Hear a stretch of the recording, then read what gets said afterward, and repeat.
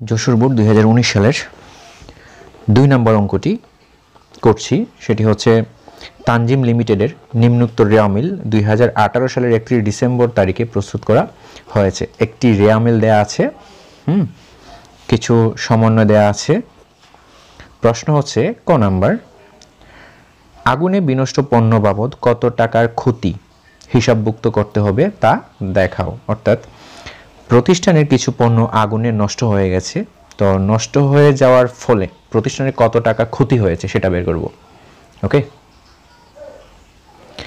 খেয়াল করো, এখানে দেয়া আছে 29/12/2018 তারিখে আগুনে বিনষ্ট পণ্য 15,000 টাকা বাদ দেওয়ার পর সমাপনী মজুত পণ্যের মূল্যায়ন করা হয়েছে 35,000 টাকা, যার 50% ক্ষতিপূরণ দিতে বীমা কোম্পানি সম্মত হয়েছে। অর্থাৎ আগুনে বিনষ্ট পণ্য 15,000 টাকা, কিন্তু বীমা কোম্পানি এর 50% ক্ষতিপূরণ দিবে।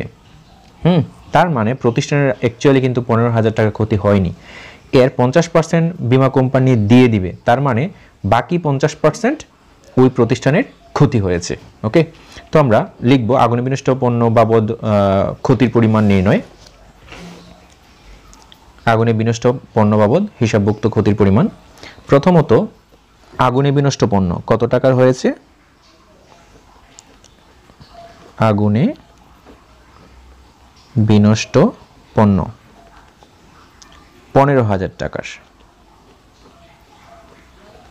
ওকে, এই 15,000 টাকার মধ্যে বলছে 50% ক্ষতিপূরণ দিতে বীমা কোম্পানি সম্মত হয়েছে। 50% বীমা কোম্পানি দিয়ে দিবে। ওকে, তার মানে বীমা কোম্পানি যে টাকাটা দিয়ে দিবে ওই টাকাটার পরবর্তী টাকাটা হচ্ছে প্রতিষ্ঠানের জন্য ক্ষতি, মাইনাস বীমা দাবি।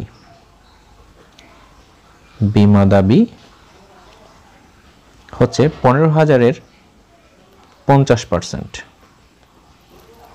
অর্থাৎ বীমা কোম্পানি 7,500 টাকা দিতে সম্মত হয়েছে। তাহলে বলতে পারি এই প্রতিষ্ঠানের আগুনে বিনষ্টজনিত ক্ষতি হচ্ছে 7,500। 15,000 থেকে 7,500 বাদ দিলে 7,500। পরের প্রশ্নে আসি। খ নাম্বার প্রশ্ন, তানজিম লিমিটেডের 2018 সালের 31 ডিসেম্বর সমাপ্ত বছরের মোট মুনাফার পরিমাণ নির্ণয় করো। তো আমরা জানি মোট মুনাফা নির্ণয় করি বিশদ আয় বিবরণীতে। তো বিশদ আয় বিবরণীর স্ট্রাকচারটা ফলো করো। আমরা জানি নেট বিক্রয় থেকে বিক্রিত পণ্যের ব্যয় বাদ দিলে আমরা মোট মুনাফা বা ক্ষতি পাই। তো এই প্রশ্নে বলা হয়েছে মোট মুনাফার পরিমাণ নির্ণয় করো। অর্থাৎ আমরা বিশদ আয় বিবরণী পুরোটা করব না, আমরা জানি 4টা স্টেপ আছে, এই পুরোটা করব না, আমরা শুধু প্রথম স্টেপটা করব, অর্থাৎ নেট বিক্রয় মাইনাস বিক্রিত পণ্যের ব্যয়। ওকে, তো অঙ্কে যাই। প্রতিষ্ঠানটা হচ্ছে তানজিম লিমিটেডের। বিশদ আয় বিবরণী আংশিক। এখানে আংশিক লেখার কারণ হচ্ছে আমরা কিন্তু বিশদ আয় বিবরণী সবগুলো স্টেপ করতেছি না। এখানে বলা হয়েছে মোট মুনাফার পরিমাণ নির্ণয় করো, জাস্ট আমরা কিছুটা অংশ করতেছি, ওই জন্যই বিশদ আয় বিবরণী আংশিক। ওকে, তো খেয়াল করো, বিশদ আয় বিবরণী আমরা শুরু করব নেট বিক্রয় দিয়ে। নেট বিক্রয় বলতে বিক্রয় থেকে বিক্রয় ফেরত, অলিখিত বিক্রয়, তারপর বিক্রয় বাট্টা, বিনা লাভে পণ্য বিক্রয়, বিক্রয়ের উপর ভ্যাট, এইগুলো যোগ বিয়োগ করে যে রেজাল্ট থাকবে সেটা হচ্ছে নেট বিক্রয়। খেয়াল করো স্ট্রাকচার, এই যে নেট বিক্রয় বের করার স্ট্রাকচার। বিক্রয় মাইনাস ফেরত, মাইনাস অলিখিত ফেরত, মাইনাস বিক্রয় অথবা ফেরত শর্তে বিক্রয়, প্লাস অলিখিত বিক্রয়, মাইনাস বিক্রয় বাট্টা, মাইনাস বিনা লাভে পণ্য বিক্রয়, মাইনাস বিক্রয়ের উপর ভ্যাট। খেয়াল করেছো? তারপর যোগ বিয়োগ করে যে রেজাল্টটা থাকবে সেটা হচ্ছে নেট বিক্রয়। তো আমরা নেট বিক্রয়টা বের করব প্রথমে, তারপরে বের করব নেট বিক্রয় বের করার পর বের করব আমরা বিক্রিত পণ্যের ব্যয়, তারপর নেট বিক্রয় থেকে বিক্রিত পণ্যের ব্যয় বাদ দিব, পাবো আমরা মোট মুনাফা। ওকে, তো প্রথমে আমরা নেট বিক্রয়টা বের করি। দেখো প্রশ্ন, এখানে বিক্রয় হচ্ছে এই যে ক্রয় ও বিক্রয়। ক্রয়টা হচ্ছে ডেবিট পাশে থাকে আর বিক্রয় থাকে ক্রেডিট পাশে। তো বিক্রয় হচ্ছে 1,10,000 টাকা। তো আমরা দেখব বিক্রয়ের সাথে কিছু আছে কিনা, অর্থাৎ বিক্রয় ফেরত, বিক্রয় বাট্টা, এইগুলো কিছু একটা আছে কিনা। এখানে আমরা দেখতে পারতেছি কিছুই নেই। ওকে, তার মানে এখানে নেট বিক্রয় হচ্ছে বিক্রয় যা আছে 1,10,000 সেটাই হচ্ছে নেট বিক্রয়। তো আমরা লিখে ফেললাম বিক্রয় 1,10,000 টাকা। যদি বিক্রয়ের সাথে কোনো কাজ থাকতো তাহলে আমরা এই 2 নাম্বার কলামে লিখে যোগ বিয়োগ করে আমরা লাস্ট কলামে লিখতাম। তারপরের স্টেপ, বিক্রয় থেকে বিক্রিত পণ্যের ব্যয় বাদ দিব। ওকে, তো মাইনাস বিক্রিত পণ্যের ব্যয়, মাইনাস বিক্রিত পণ্যের ব্যয়। এবার বিক্রিত পণ্যের ব্যয় কিভাবে বের করে, স্ট্রাকচার ফলো করো। প্রারম্ভিক মজুত পণ্য, নিট ক্রয়, অন্যান্য প্রত্যক্ষ খরচ অর্থাৎ ক্রয় রিলেটেড এবং উৎপাদন রিলেটেড খরচ। ওকে, তারপরে হচ্ছে মাইনাস সমাপনী মজুত পণ্য। এখানে 4টা স্টেপ আছে, খেয়াল করো একটু। প্রথমে প্রারম্ভিক মজুত পণ্য, তো অঙ্কে দেখো প্রারম্ভিক মজুত পণ্য আছে, এই যে রেয়া মিলে দেওয়া আছে প্রারম্ভিক মজুত পণ্য 20,000 টাকা। তো প্রথমে লিখব প্রারম্ভিক মজুত পণ্য। খেয়াল করো 2 নাম্বার কলাম, প্রারম্ভিক মজুদ পণ্য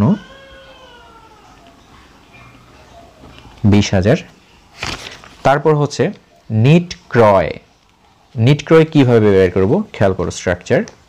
এই যে ক্রয় থেকে ক্রয় ফেরত, অলিখিত ক্রয় ফেরত, অলিখিত ক্রয়, তারপর ক্রয় বাট্টা, বিনা লাভে পণ্য বিক্রয়, তারপর এখানে নাই আসে নাই ক্রয় ভ্যাট, এই সবগুলো যোগ বিয়োগ করে যে রেজাল্ট পাওয়া যায় সেটি হচ্ছে নিট ক্রয়। ওকে, তো দেখো এখানে কি কি আছে। এখানে এই যে প্রথমে আছে কি ক্রয় 70,000 টাকা। ওকে, তো দেখি ক্রয়ের সাথে কি আছে, ক্রয় রিলেটেড, ক্রয় বাড়বে বা কমবে এই টাইপের কোনো হিসাব আছে কিনা। এখানে এই টাইপের কোনো হিসাব এই একটি আছে, সেটি হচ্ছে এই যে সমন্বয়ে আগুনে বিনষ্ট পণ্য 15,000 টাকা, বাদ দেওয়ার পর সমাপনী মজুদ পণ্য মূল্যায়ন করা হয়েছে 35,000 টাকা। তার মানে দেখতেছি আমাদের ক্রয়কৃত পণ্য 15,000 টাকার পণ্য কি হয়েছে, আগুনে বিনষ্ট হয়েছে। তার মানে ক্রয়কৃত পণ্য কমেছে। আমরা কি করব, ক্রয় থেকে বিয়োগ করব আগুনে বিনষ্ট পণ্য। আর ক্রয় রিলেটেড কিছুই দেখতে পারতেছি না, আর নাই। ওকে, তো প্রথমে লিখব আমরা ক্রয়। ক্রয় ক্রয় হচ্ছে 70,000 টাকার, তো আমরা লিখব ক্রয় 70,000।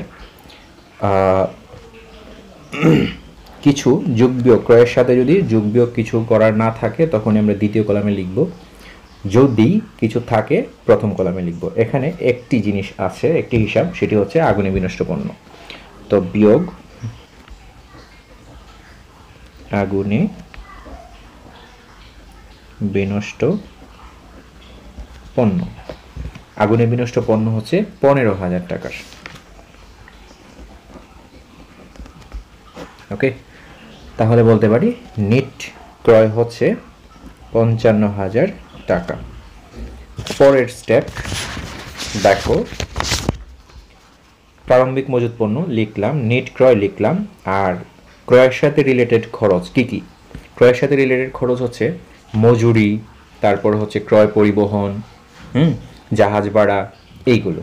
তো এই অঙ্কে এই হিসাবগুলোর একটিও এখানে নেই, তাই আমাদের 3 নাম্বার স্টেপটা নাই।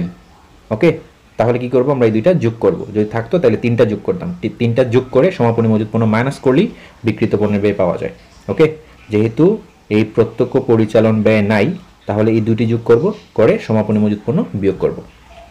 ওকে, তো 20,000 এবং 55,000 যোগ করব, যোগ করলে পাওয়া যায় 75,000 টাকা।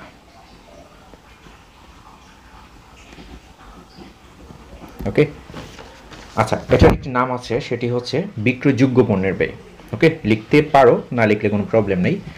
এ থেকে মাইনাস হচ্ছে সমাপনী মজুদ পণ্য। খেয়াল করো, মাইনাস সমাপনী মজুদ পণ্য, সমাপনী মজুদ পণ্য। অঙ্কে এই লাইনটা ফলো করো,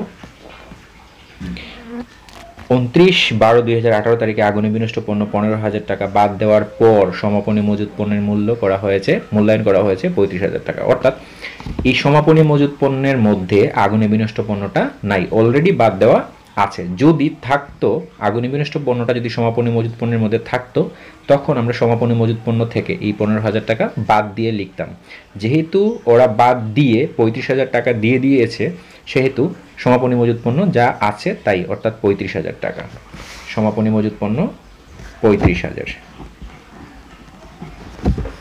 এবার এই 75,000 থেকে 35,000 টাকা বাদ দিব, বাদ দিলে পাওয়া যায় 40,000 টাকা। ওকে, তাহলে নেট বিক্রয় হচ্ছে 1,10,000 আর বিক্রিত পণ্যের ব্যয় হচ্ছে 40,000 টাকা। 1,10,000 থেকে 40,000 টাকা আমরা বাদ দিব, বাদ দিলে যা পাবো সেটি হচ্ছে মোট মুনাফা বা ক্ষতি। এখানে খেয়াল করো, বিক্রয়টা হচ্ছে আয় আর বিক্রিত পণ্যের ব্যয়টা হচ্ছে ব্যয়। যেহেতু আয়টা বড় সেহেতু এটা মোট মুনাফা। ওকে, তো 1,10,000 থেকে 40,000 টাকা বিয়োগ করলে পাওয়া যায় 70,000 টাকা। সেটি হচ্ছে মোট মুনাফা।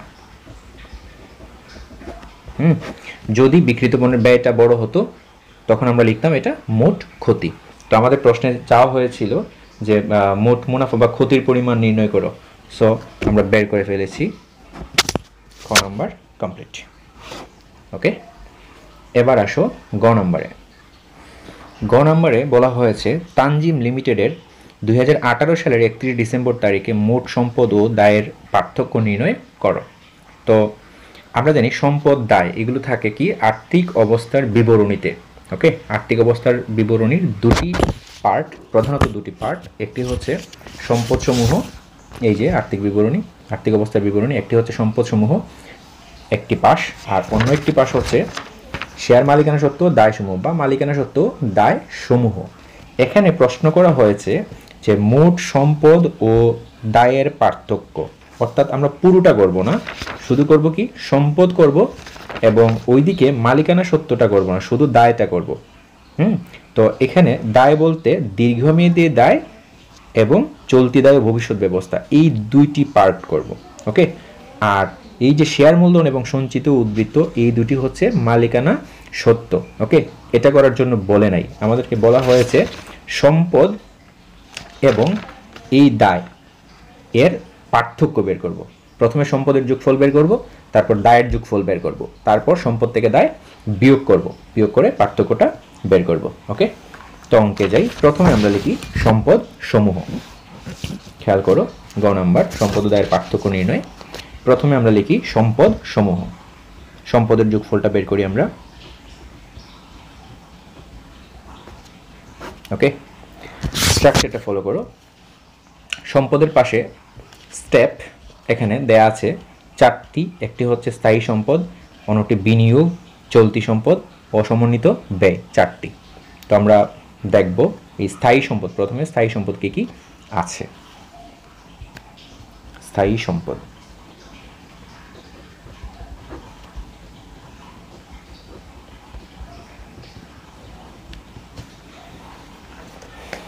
এই অঙ্কে রিয়ামেলটা ফলো করো। এই অঙ্কে স্থায়ী সম্পদ হচ্ছে দালান কোঠা, আসবাবপত্র, আর কোনো স্থায়ী সম্পদ নেই। ওকে, এই দুটি যোগ করে স্থায়ী সম্পদ বের হবে। যদি এগুলোর সাথে যদি কোনো সমন্বয় থাকে অর্থাৎ অবচয় থাকে তাহলে বাদ দিয়ে অর্থাৎ বিয়োগ করে লিখতে হবে। ওকে, যেহেতু এখানে দালান কোঠা এবং আসবাবপত্রের কোনো অবচয় নেই সেহেতু আমরা সরাসরি লিখব দালান কোঠা 2 লাখ, আসবাবপত্র 1 লাখ। প্রথমে দালান কোঠা 2 লাখ, তারপর আসবাবপত্র 1 লাখ, টোটাল 3 লাখ স্থায়ী সম্পদ। পরের স্টেপে আসি আমরা। পরের স্টেপ হচ্ছে বিনিয়োগ, অর্থাৎ দীর্ঘমেয়াদী বিনিয়োগ। থাকতে পারে এইভাবে, বিনিয়োগ থাকতে পারে সরকারি সিকিউরিটি, থাকতে পারে শেয়ার ক্রয় থাকতে পারে, বা শেয়ারে বিনিয়োগ থাকতে পারে। এগুলো হচ্ছে দীর্ঘমেয়াদী বিনিয়োগ। এখানে দেখো বিনিয়োগ আছে কি না। ওকে, এই একটি আছে 10% বিনিয়োগ, আর কোথাও বিনিয়োগ নাই, অর্থাৎ একটি বিনিয়োগ। তো পরের স্টেপ দীর্ঘমেয়াদী বিনিয়োগ।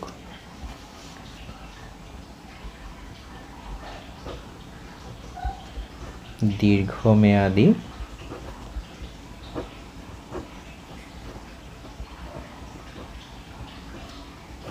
বিনিয়োগ। তো এখানে আছে কি 10% বিনিয়োগ, 10% বিনিয়োগ, 10% বিনিয়োগ দেয়া আছে 50,000 টাকা। যেহেতু একটা, সরাসরি আমরা লাস্ট কলামে লিখব, একাধিক থাকলে 2 নাম্বার কলামে যোগ করে আমরা বাইরে লিখব। ওকে, অনেকের কনফিউশন লাগতে পারে এই যে 10%, অর্থাৎ বিনিয়োগের 10%, অনেকে যে ভুলটা করে যে 50,000-এর 10% যা হয় সেটা বসিয়ে ফেলে। আসলে 10% হচ্ছে বিনিয়োগের সুদের হার। ওকে, বিনিয়োগের সুদটা হচ্ছে আয়, একবার যাবে ও পরিচালন আয়ে বিনিয়োগের সুদ, আর একবার যদি বিনিয়োগের সুদটা না পাওয়া যায় মানে বকেয়া থাকে, তাহলে এই বকেয়া বিনিয়োগের সুদটা হচ্ছে চলতি সম্পদ। ওকে, এখানে আসবে না এটা। তো এখানে শুধু বিনিয়োগ। পরের স্টেপ চলতি সম্পদ। খেয়াল করো, এই হচ্ছে চলতি সম্পদ, নগদ, ব্যাংক, প্রাপ্য হিসাব, প্রাপ্য বিল বা প্রাপ্য নোট, বকেয়া খরচ, অগ্রিম আয়, এইগুলো। তো আমরা দেখি এগুলা কি কি আছে। প্রথমে চলতি সম্পদ।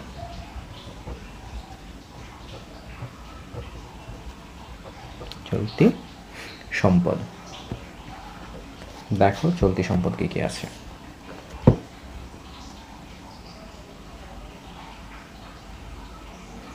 এই আছে ব্যাংক জমা, প্রাপ্য হিসাব, অফিস সরবরাহ, প্রাপ্য নোট, তারপর আছে সমাপনী মজুত পণ্য। ওকে, আমরা স্ট্রাকচারের বাইরে যাচ্ছি না, স্ট্রাকচারে আছি। তারপর আছে 50% ক্ষতিপূরণ। আচ্ছা, বিমা কোম্পানি 15,000 টাকার পণ্য নষ্ট হওয়ায় বিমা কোম্পানি এর 50% অর্থাৎ 7,500 টাকা দিবে, যেটাকে বলি আমরা বিমা দাবি বা বিমা কোম্পানির নিকট প্রাপ্য বলতে পারি। ওকে, সেটাও কিন্তু চলতি সম্পদ। ওকে, বিমা দাবি।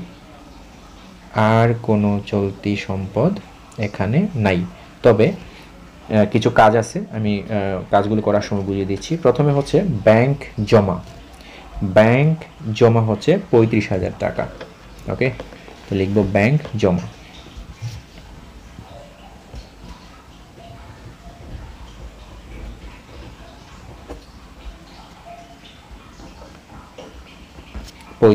টাকা। তারপরে আসি, এর আগে আরেকটা ছিল, এই যে 10% বিনিয়োগ ছিল, মানে বিনিয়োগের সুদটা ছিল, বিনিয়োগের সুদ বকেয়া আছে, কোথাও লেখা নাই যে বিনিয়োগের সুদ পাওয়া গেছে। তার মানে এই 10%, 50,000-এর 10% যে সুদ, অর্থাৎ 5,000 টাকা, 5,000 না সরি, 1/7/2018 তারিখে বিনিয়োগ করা হয়েছে, অর্থাৎ অঙ্কটা হচ্ছে 2018 সালে 31 ডিসেম্বরের শেষ, অর্থাৎ এই বছর 6 মাস ব্যবহার হয়েছে, 7 নম্বর মাস থেকে 12 নম্বর মাস পর্যন্ত 6 মাসের সুদ আসবে। 50,000-এর 10% হারে 6 মাসের সুদ আসবে, সেটা হচ্ছে বকেয়া বিনিয়োগের সুদ, আমরা জানি চলতি সম্পদ। ওকে, বকেয়া বিনিয়োগের সুদ, বকেয়া বিনিয়োগের সুদ। বিনিয়োগ ছিল 50,000 টাকার, সুদ হচ্ছে 10% বার্ষিক সুদ, আর আমরা ব্যবহার করেছি 6 মাস, 6 মাসের সুদ আনবো। ওকে, বকেয়া বিনিয়োগের সুদ 2,500 টাকা গেল বিনিয়োগের সুদ। তারপরে গেল ব্যাংক জমা। তারপর হচ্ছে প্রাপ্য হিসাব 30,000। এখানে প্রাপ্য হিসাবের সাথে কাজ আছে, দেখো 4 নাম্বার সমন্বয়। অনাদায়ী পাওনা 3,000 টাকা ধার্য করতে হবে, অর্থাৎ দেনাদারের 3,000 টাকা পাওয়া যাবে না, যেটাকে বলে অনাদায়ী পাওনা। আবার বলা হয়েছে অবশিষ্ট প্রাপ্য হিসাবের উপর 5% সঞ্চিতি ধার্য করতে হবে, দুটি প্রাপ্য হিসাব থেকে বিয়োগ করতে হবে, প্রাপ্য হিসাব থেকে। ওকে, প্রথমে প্রাপ্য হিসাব। অঙ্কে প্রাপ্য হিসাব দেয়া আছে 30,000 টাকা, যেহেতু কাজ আছে আমরা প্রথম কলামে লিখব। তারপর বিয়োগ, অর্থাৎ এই যে 4 নাম্বার সমন্বয়, অনাদায়ী পাওনা 3,000 টাকা, অর্থাৎ প্রাপ্য হিসাবে 3,000 টাকা পাওয়া যাবে না, তাহলে প্রাপ্য হিসাব থেকে 3,000 টাকা বিয়োগ করতে হবে, মাইনাস অনাদায়ী পাওনা বা নতুন অনাদায়ী পাওনাও বলতে পারি আমরা। অনাদায়ী পাওনা 3,000 টাকা তাহলে 27,000 টাকা পাওয়া যাবে। আবার বলা হয়েছে এখানে যে অবশিষ্ট প্রাপ্য হিসাবের উপর, অর্থাৎ এই 27,000 টাকার উপর 27,000 টাকার 5% সঞ্চিতি ধার্য করতে হবে, অর্থাৎ এই 5% আমরা পেতে পারি, নাও পেতে পারি। ওকে, সন্দেহজনক পাওনা সঞ্চিতি, সেটাও আমরা বিয়োগ করতে হবে। আমাদেরকে বিয়োগ করতে হবে অনাদায়ী পাওনা সঞ্চিতি, অনাদায়ী পাওনা সঞ্চিতি এই 27,000 টাকার 5%। ওকে, 1350 টাকা। 27,000 থেকে 1350 টাকা বাদ দিলে পাওয়া যায় 25,650 টাকা। তো গেল প্রাপ্য হিসাব। তারপরে আসি অফিস সরবরাহ, সেটাও সম্পদ, চলতি সম্পদ। অফিস সরবরাহ, ওকে, অফিস সরবরাহ হচ্ছে 2,000 টাকা। তারপর আসি প্রাপ্য নোট 5,000 টাকা, চলতি সম্পদ।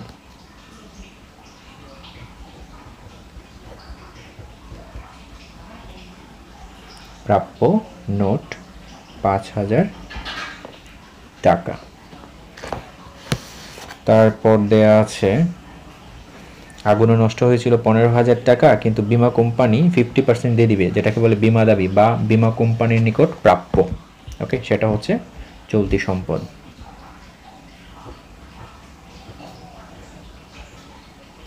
বীমা কোম্পানির নিকট প্রাপ্য 15,000 টাকার 50%, অর্থাৎ 7,500 টাকা। তারপর আছে কি সমাপনী মজুত পণ্য 35,000 টাকা, সেটাও চলতি সম্পদ।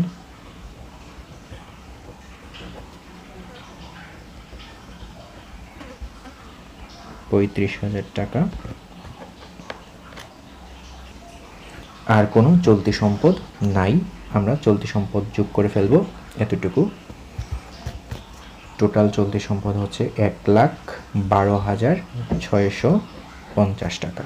ওকে, তারপরের স্টেপ গেল 3টি স্টেপ, স্থায়ী সম্পদ, বিনিয়োগ, চলতি সম্পদ। তারপরে লাস্ট স্টেপ ও সমন্বিত ব্যয়। খেয়াল করো, প্রাথমিক খরচ, শেয়ার অবহার, শেয়ার অবলেখকের কমিশন, ঋণপত্রের অবহার, গবেষণা খরচ, নিবন্ধন খরচ, বিলম্বিত বিজ্ঞাপন। তো দেখি এই অঙ্কে এখানে কি কি আছে। অসমন্বিত ব্যয়, সমন্বিত ব্যয়, অসমন্বিত ব্যয় এখানে আছে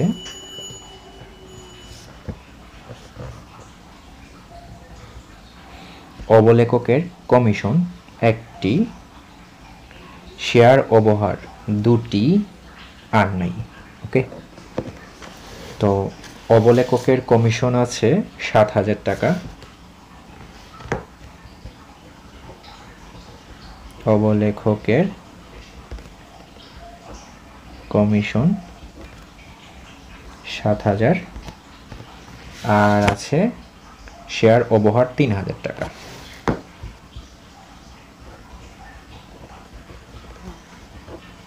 অবহার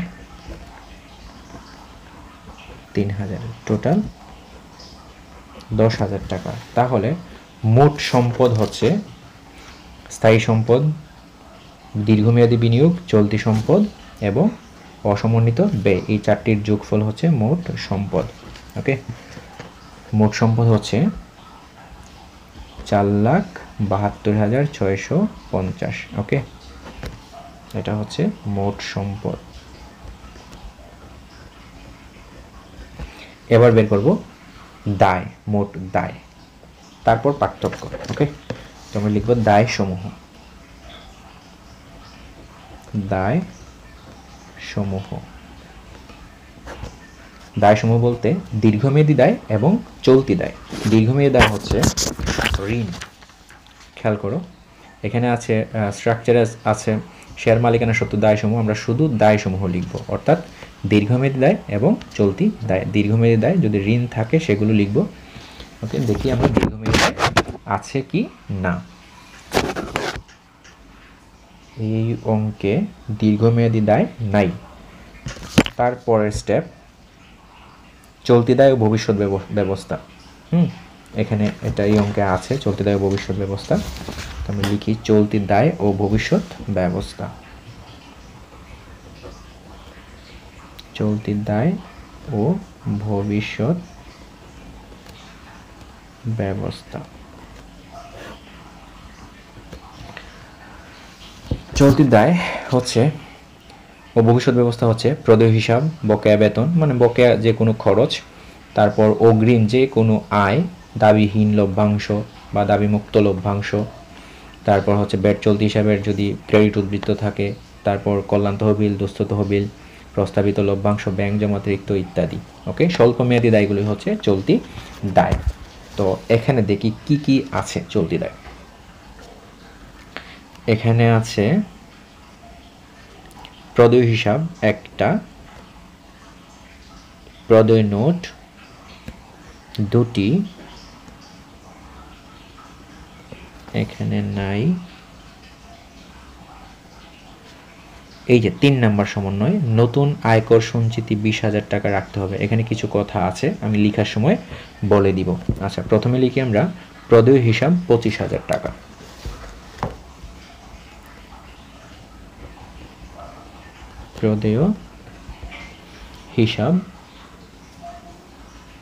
প্রদেয় হিসাব হচ্ছে 25,000 টাকা। তারপর আছে প্রদেয় নোট 15,000 টাকা।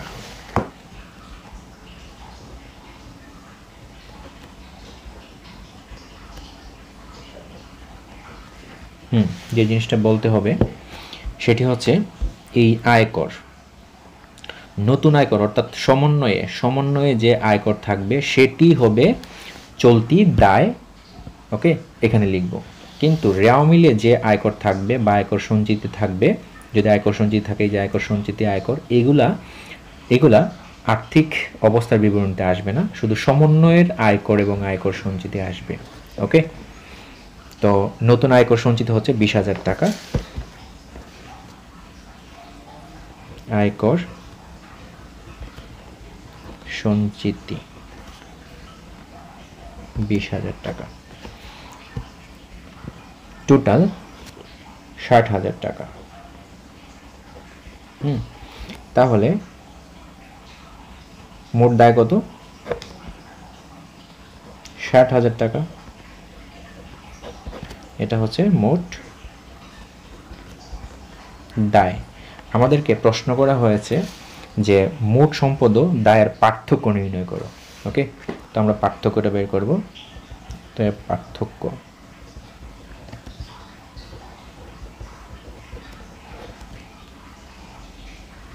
সম্পদ থেকে দায় বিয়োগ, অর্থাৎ এই 4,72,650 টাকা থেকে 60,000 টাকা বিয়োগ করলে পাওয়া যায় 4,12,650 টাকা। কমপ্লিট হয়ে গেল গ নাম্বার প্রশ্নের উত্তর।